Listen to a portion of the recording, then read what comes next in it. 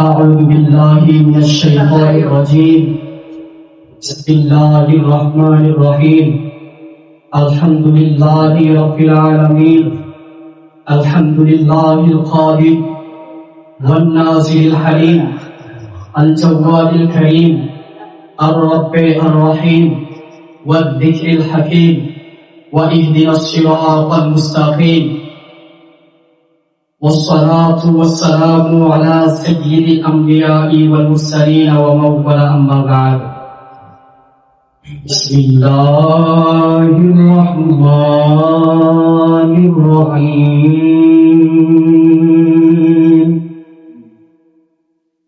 إن الله وملائكته يصلون على النبي يا أيها الذين آمنوا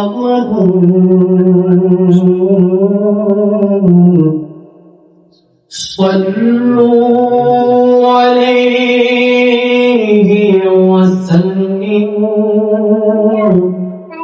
تسليما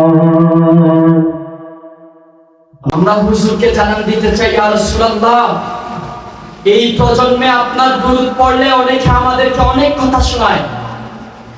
ইয়া রাসূলুল্লাহ, মানুষদের সাথে আমাদের কোনো দ্বন্দ্ব নাই, টাকার কোনো ঝগড়া নাই, কিন্তু এক প্রকার মানুষদেরকে দেখলে আমাদের শরীর ঝাঁকুনি দিয়ে ওঠে। তারা যখন মওলা আলীকে মতকুর বলে, আমাদের মনে হয় তাদেরকে মাটি ফেটে ভিতরে ঢুকিয়ে দেয়, শুধুমাত্র আপনার কারণে।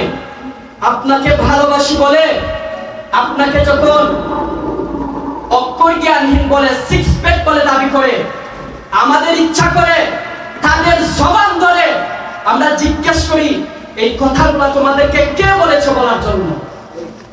পৃথিবীর কোন মানুষের সাথে আমাদের কোন সম্পর্ক এত বিচ্ছিন্ন হওয়ার কোনো কারণ নেই, শুধুমাত্র আপনাকে ভালোবাসি বলে কিনা। যখন কেউ মিলাদ কিয়ামের বিরুদ্ধে বলে, যখন কেউ আপনার জাত আর সিফতের বিরুদ্ধে বলে, তখন আমাদের শরীরে আগুন ধরে যায়। ইয়া আল্লাহ, আমরা গুনাহগার, এটা আমরা স্বীকার করছি।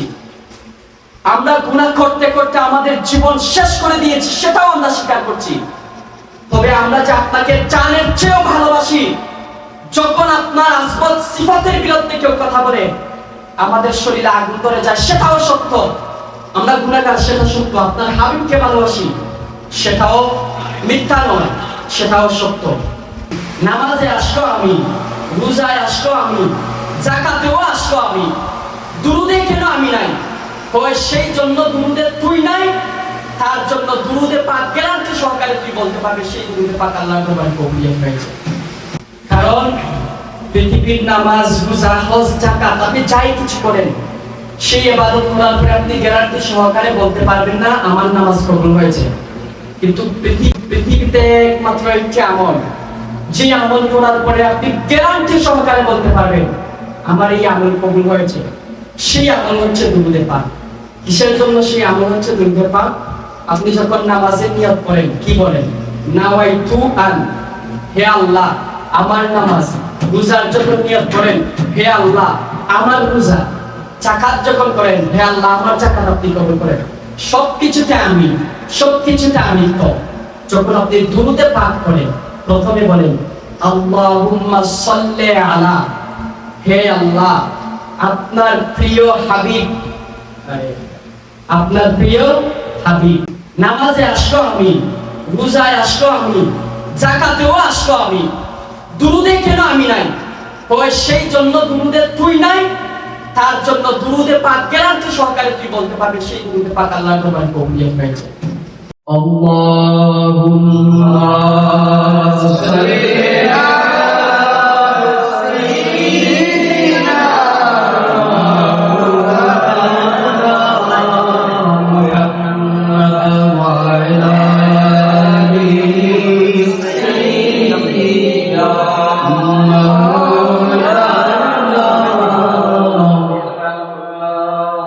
ধন্য আমিনা বিবি ধন্য আপনার জিন্দেগি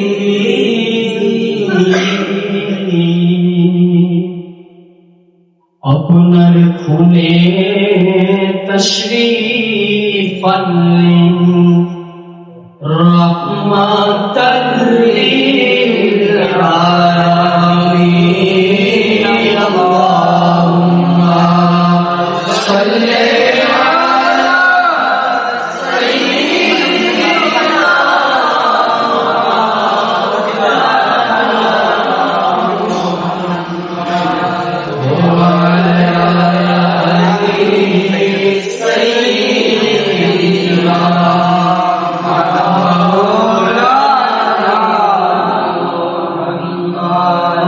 بعضنا مجروحة من سيف هجر المصطفى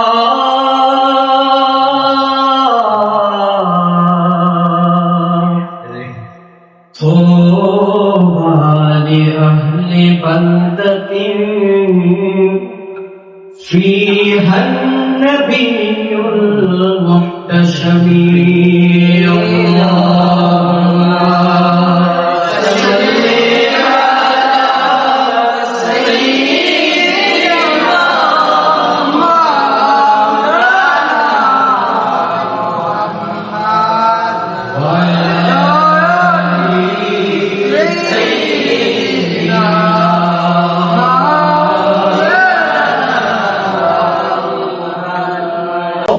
আমাদের মতন নালায়েকদেরকে নষ্ট করার পিছনে কোন এক মানুষ ঢেং দিনের পরে দিন বছরের পর বছর চেষ্টার পরে প্রচেষ্টা চালিয়ে যাচ্ছে কিভাবে তরুণ প্রজন্মের বুক থেকে সিনা থেকে ইশকে রাসূলের মহব্বত আউলিয়ায়ে কেরামের নিসবত মাসালাত থেকে মাদ্রাসা থেকে মসজিদ থেকে সরানো যায় এর পিছনে এক দল কাজ করে কারা জানেন যারা আমাদেরকে মাজারে যেতে নিষেধ করে যারা মিলাদ কিয়ামে দাঁড়ালে বেদাতের ফতোয়া দিয়ে আমাদেরকে মুশরিক বানিয়ে দেয় কারা যারা আর সামনে মিলাদুন নবীর মাস আসতেছে কত ধরনের কত ফতোয়া শুনবেন আর যেই জিনিসটা সবচেয়ে ভালো লাগছে আমরা এখানে যারা বসে আছি সবাই তরুণ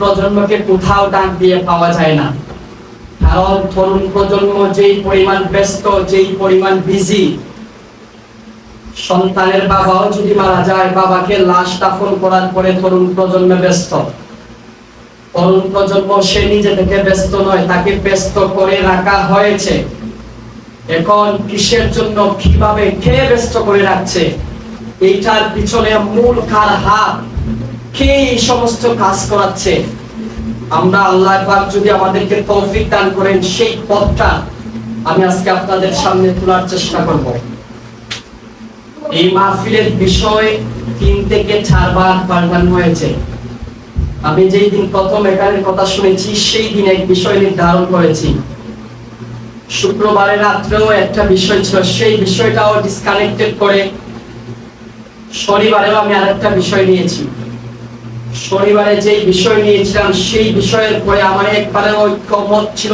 সেই বিষয় নিয়ে আলোচনা করব কিন্তু গতকাল রাতের পর থেকে আমার বিষয়টা অন্যভাবে চলে গেছে কিসের জন্য সেই বিষয়টাও আমি আপনাদের সামনে তুলে ধরব আপনাদেরকে নিয়ে বিশেষ করে আপনি ভাবতেছেন এখানে আমরা 4-5 জন মানুষ বসে আছি এই 4-5 জন মানুষকে দিন থেকে সরানোর জন্য আল্লাহর ধর্ম থেকে সরানোর জন্য পৃথিবীর কোন এক প্রান্তে কোটি কোটি বিলিয়ন টাকা খরচ হচ্ছে শুধুমাত্র তরুণ প্রজন্মকে কিভাবে ইসলাম থেকে সরানো যায় কথাগুলো সবাই বুঝবেন না যদি অন্তরের কান দিয়ে শুনেন নীরবতায় কথাগুলো শুনবেন বুঝতে পারবেন কারণ তরুণ প্রজন্মকে শেষ করে দেওয়ার জন্য তরুণ প্রজন্মকে মাজারাত থেকে দূরে রাখার জন্য পৃথিবী বড় একটা চ্যালেঞ্জ বিশ্বের মুসলমানদের কাছে ছুড়ে দিয়েছে।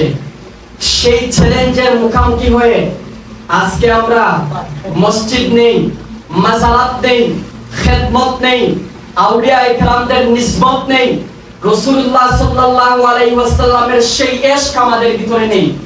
এর মূল পিছনে এক জায়গা কাজ করতেছে। সেই জায়গা থেকে তরুণ প্রজন্মকে দিন ধর্ম থেকে সরানোর জন্য একদল মানুষ কিভাবে তাদেরকে সরানো যায়, তরুণ প্রজন্মকে কিভাবে মসজিদ থেকে বের করানো যায়। যদি তরুণ প্রজন্মকে বলে মসজিদে যেও না, তরুণ প্রজন্ম শুনবে না।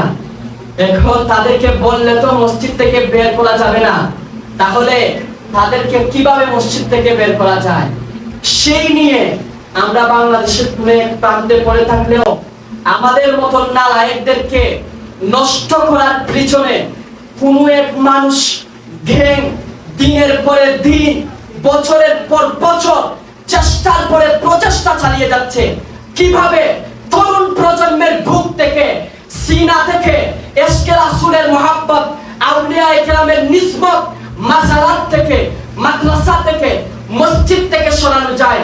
এর পিছনে এক দল কাজ করে। কারা জানেন? যারা আমাদেরকে মাজারে যেতে নিষেধ করে, যারা মিলাদ কিভাবে ধারালে বেদাতের ফতোয়া দিয়ে আমাদেরকে মুশরিক বানিয়ে দেয়। কারা যারা সামনে মিলাদুন নবীর মাস আসতেছে, কত ধরনের কত ফতোয়া শুনবেন, কত ধরনের কত নতুন কথা শুনবেন। আমিও বলছি মিলাদুন নবী আপনারা পালন করবেন। যদি গুনাহ হয়, তার কারণে যদি কেউ মুশরিক হয়ে যায়, আল্লাহর দরবারে সাক্ষী রেখে আল্লাহকে বলছি, ইয়া রাসূলুল্লাহ, মদিনা শরীফে আপনি উম্মতদেরকে নজরদারি করছেন, আপনাকে সাক্ষী রেখে বলছি, এই মডার্নিজমের ভিতরে যেই উগ্রবাদিতা, যেই বেদাতের ফতোয়া আমাদেরকে একদল মানুষ দিয়ে আপনার সেই মিলাদে পাক থেকে দূরে রাখতে চায়। যদি মিলাদে পাকের কারণে আমরা তরুণ প্রজন্মকে কিভাবে মাজার থেকে দ্বিমুখী করা যায়। এখন মাজার নিয়ে তো কথা কিসের জন্য? কারণ মাজার আপনাকে নূর দান করে। কি দান করে? নূর। আমার সাথে সবাই একটু কথা বলতে হবে, যেহেতু আমরা এখানে এসেছি। আমরা যদি এত টাকা খরচ করে এখানে আসলাম, আমার সময়, আমার বিতর্কিত কামে শেষ যাবে, মানে আমাদের কোনো ফায়দাই যদি না হলো, তাহলে এই জায়গায় এসে আসা আমাদের একবারে অনর্থক, কোনো দরকার ছিল না। তো আমাদের যদি কোনো দরকারই না হয়, তাহলে এই জায়গায় আসার আমাদের কোনো প্রয়োজন ছিলই না। তাহলে আমরা আসলাম কিসের জন্য? এক আল্লাহর ওলি রাস্তা দিয়ে যাচ্ছিলেন, এক বরফ বিক্রেতা, তিনি একটি কিছুর মধ্যে বরফ রেখে বিক্রয়ের জন্য ডাকতেছে, হে দুনিয়াবাসী, হে বাজারবাসী, আমার বরফটা শেষ হয়ে যাচ্ছে, তোমরা যদি আমার এই বরফটা কিনো, তাহলে আমি আমার পরিবারের মুখে কিছু তুলে দিতে পারবো।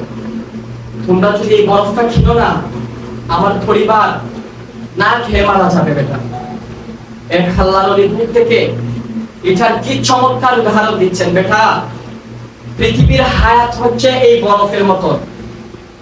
এই বরফ যদি সে বিক্রয় করে টাকা পাবে, না বিক্রয় করলেও সেই বরফটা আস্তে আস্তে গলে যাবে। যদি সেই বরফটা বিক্রয় করে দেয়, এই বরফটা আস্তে আস্তে গলে যাবে। বিক্রয় করা না করা দুইটা আলাদা জিনিস, কিন্তু বরফ গলবে এটা ঠিক। এখন আল্লাহর নবী বলতেছেন, বেটা, এই হায়াত, এই বরফটাকে আমি হায়াত হিসাবে নিলাম। এই হায়াত যদি আল্লাহর দিকে কাজে লাগাও, তাহলেও এই হায়াত শেষ হবে। এই হায়াত যদি তুমি গুনার দিকে কাজে লাগাও, তবুও তোমার হায়াত শেষ হয়ে যাবে। সেই কাল থেকে আজকের একটা দিন, যেহেতু আধা ঘন্টা সময় যদি আমার হায়াত থেকে চলে যায়, তাহলে আমি মনে করবো এই আধা ঘন্টার সময় আর কোনোদিন আমার কাছে ফিরে আসবে না। এই আধা ঘন্টার সময় থেকে যদি আমরা একটা নেক আমল করি, আল্লাহর দরবারে আমরা নিয়ে দাঁড়িয়ে যেতে পারবো। আল্লাহ, সেই আধা ঘন্টার সময় আমরা অনর্থক দেই নাই, কারণ সেই আধা ঘন্টার সময়ও আমরা আপনার নামে নিয়েছিলাম। আমরা আবার মজমাটাকে সুন্দর করবো। আপনাদের যাদের গরম লাগতেছে, আপনারা একটু ফাঁক করে বসেন, এখানে এত জান বেরিয়ে না, আপনারা একটু ক্লোজ করে বসেন। আমরা আবার দুরুদে পাক করে আমাদের মূল বক্তব্যগুলোতে আমরা চলে যাবো।